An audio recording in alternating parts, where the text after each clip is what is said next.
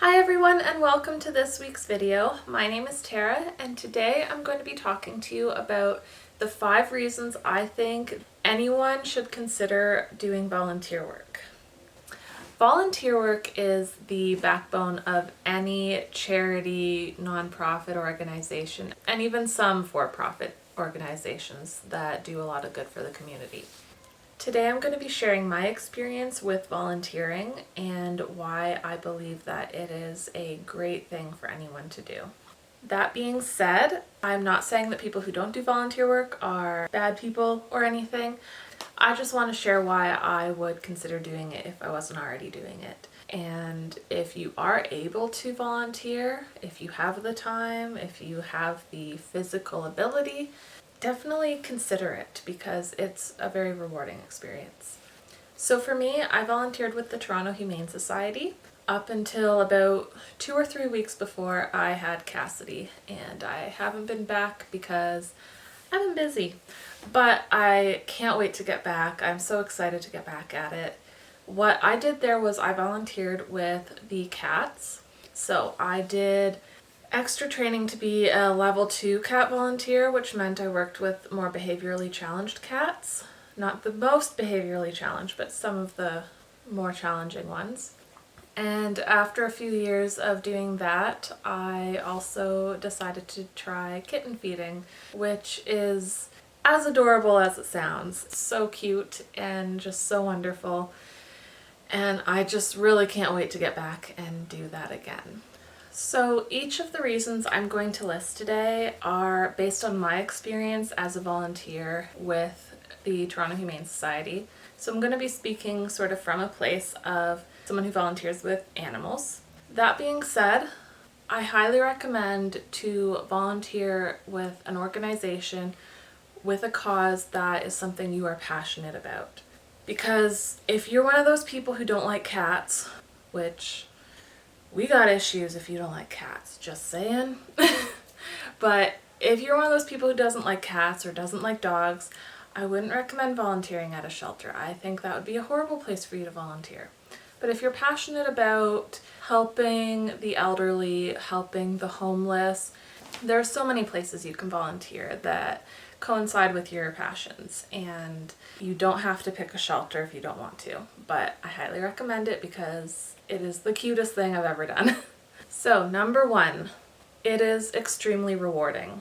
Yes, this is going to sound cliche, but it's extremely rewarding. It is the most rewarding thing I've ever done with my life up to having Cassidy. Knowing the impact of what you've done in your volunteer role makes you feel wonderful. For me, getting to spend time with a cat who came into the shelter just terrified, hiding behind their box and not coming out for other people to see them, not showing off the wonderful personality that they do in fact have, and spending time with them, gradually helping them to build the trust with humans, to feel more comfortable around humans, to getting to a point where they will let you pet them. They will actually come out to the front of the cage and then they get adopted. It's just the greatest feeling in the world, and every volunteer who had interacted with that cat had a part in that, had a impact on that cat that led it to the point where it gets adopted. And that's what I think is so wonderful about it. And it's the same with any other volunteer position. You make an impact, even if you're just doing something small. In the grand scheme of things, with all of the other volunteers' efforts combined, you make a huge impact, and it can be life-saving, and it can just make the world a much better place. So that is my top number 1 reason I would consider volunteering. Now my number 2 reason is gonna hit a bit of a nerve right now because we all need to stay in our homes, but number 2 is that it does get you out of the house. Now, during these difficult COVID-19 times, I don't recommend you going out of the house. This is probably not the best time to start volunteering anywhere. And I believe the Toronto Humane Society right now isn't having their volunteers come in, and a lot of places probably aren't having volunteers come in. So it's a weird video for me to be filming right now, but it was in my schedule and I really wanted to film it because I think, especially once this is all over, people are going to be looking for reasons to get out of the house. So this is one of them, and it's a great one. So yeah, if you are in between jobs, if you're retired, or even if you have a job but you're looking for something to do on evenings or weekends that gets you out of the house, volunteering is a wonderful, wonderful thing to do. It gets you out talking with other people, and that can be really wonderful, especially for someone who has a mental illness and isolation really hurts them. For instance, if you have depression but you have to go out of the house anyway to go do your volunteer shift, you're more likely to force yourself to go because it's a commitment. And once you're there, if you love cats and you see a bunch of cats, it will help lift your mood. So, especially for people who do have mental illnesses, I highly recommend volunteering because it does sort of force you to leave your house and leave the isolation that can be really, really hard. Number 3, you meet new people. I just touched on this in number 2, but yeah, you meet a lot of new people, you meet new friends, and the great thing about this is the other volunteers that you meet, you know you at least have one thing in common with them, and that is passion for the work that you are doing. Everyone I meet when I'm volunteering I know loves animals. Everyone I meet when I'm specifically meeting other cat volunteers I know loves cats. So that's one thing I definitely have in common with them. And we can go from there and maybe find new things. And yeah, I've made some good friends there. And it's been a wonderful way to meet someone that I wouldn't have met otherwise. I would not have crossed paths with these people otherwise because we were living in different areas of Toronto and didn't work anywhere near each other. So I never would have met them. But having this passion for helping animals brought us together, which was such a beautiful thing. Now, number 4 is a reason that it's great to volunteer, but it should not be the only reason. If this is the only reason you're volunteering, don't do it. But that is that it looks great on a resume. You need to have passion for what you're volunteering with, and if you don't have passion, you're not going to enjoy it, whether you're doing it for your resume or whatever other reason.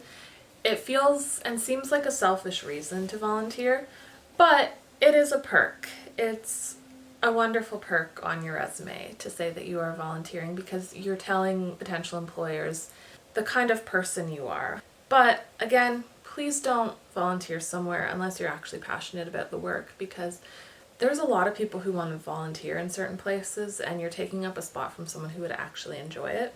So don't do this for this reason, but know it's a perk. And if you're thinking of, oh, should I do this? This is definitely a thing to consider. Now, number 5 is my biggie, and I touched on it already in number 2, but volunteering is amazing for your mental health. Doing something nice for others gives you a sort of neurochemical response of reward. Basically, it makes you feel great. So for me, when I've gone through a really bad depressive episode, I found going to the Toronto Humane Society really did help lift my spirits, because it's hard for your brain to tell you and convince you that you don't matter when you're doing something that positively affects another person or creature's life. So whenever I have these moments of thinking about like, what am I doing here? I don't matter. I don't do anything good for anyone. I'm a burden. Those typical thoughts that a lot of people who suffer from depression have, I try and think about this cat that didn't come out of behind its box for a month. And every volunteer would write in the notes. We'd write notes after every cat about how the visit went. And they would write, stayed behind box, I just talked to it. Stayed behind box, I just talked to her. And I went in and had a similar beginning of the visit. Like every week I had known this cat, and one day she came out a little bit, sniffed my hand, and I thought, wow, that's amazing. I can't wait to write that in the notes. And then she came out again, and I very carefully, because with behavior cats you never know what they're gonna do, very carefully gave her a little bit of a rub under her ears. And then by the end of that visit, she was out on my lap. And I couldn't believe it. I spent about an hour with her. She was purring in my lap and I was petting her. And the next week I went in. I was kind of excited to see her, to see if she was still okay with people. But she had been adopted. And I know I played a very big role in that, in her finally being comfortable with people. I don't know what it was about me. I don't feel I did anything special, but this cat just became comfortable with me. I was the first person it was comfortable with, and she came out. And I remember things like that. There were lots of things like that where I know I personally made an impact on this creature. Every volunteer has personally made an impact on one of the animals there. Every volunteer who serves food at a homeless shelter has made an impact on another person. And you can't listen to your brain when it's telling you you don't matter, when you know you've done these things that are amazing. So it's definitely something I highly recommend for anyone to do, especially if you suffer from a mental illness, but even if you don't. Having these feelings of, I just did something great, is really good for your mental health. And it's really important to remind yourself that you do matter, even if you don't volunteer. You have impacts on people that you don't realize. I just find volunteering is a great way to really drive that home and remind you that you do matter. So yeah, those were my 5 reasons why I think anyone who is thinking about volunteering really should.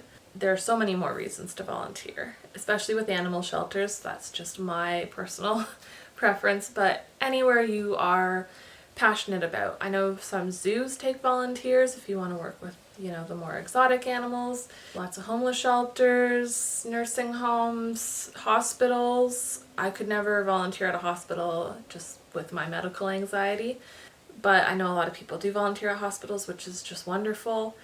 If you're not able to commit to a regularly scheduled volunteer program like what I do with the Toronto Humane Society, there are events you can volunteer for. Like the Toronto Humane Society, for example, they do a event every year called Paws in the Park. So people sign up to volunteer for that. A lot of people who are already volunteers will volunteer and help extra with that, but then there are a lot of people who just volunteer with that because that's all they can do. And that's fine. If all you can give is one weekend every now and then, that is fine. If you're not able to volunteer right now because of time constraints, or you're not physically able to volunteer, that's fine. There's nothing wrong with not volunteering if you really can't. And there's nothing wrong with not volunteering if you just don't have the passion for it. But I highly recommend looking for some passion for it because it is, as cliche as it sounds, the most rewarding thing I've ever done. And once I feel like Cassidy is a little less dependent on me, probably after she's a year when she's not breastfeeding as much, I cannot wait to get back into it because I miss holding tiny kittens. Really, that's the big thing. No, I'm kidding.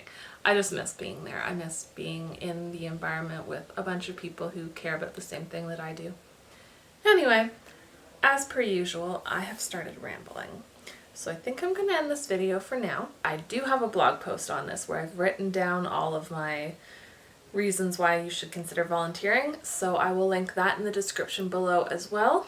And if you enjoyed this video, please give it a like. It really helps, especially because I'm still getting started with my YouTube channel. And go ahead and subscribe if you want to see more videos.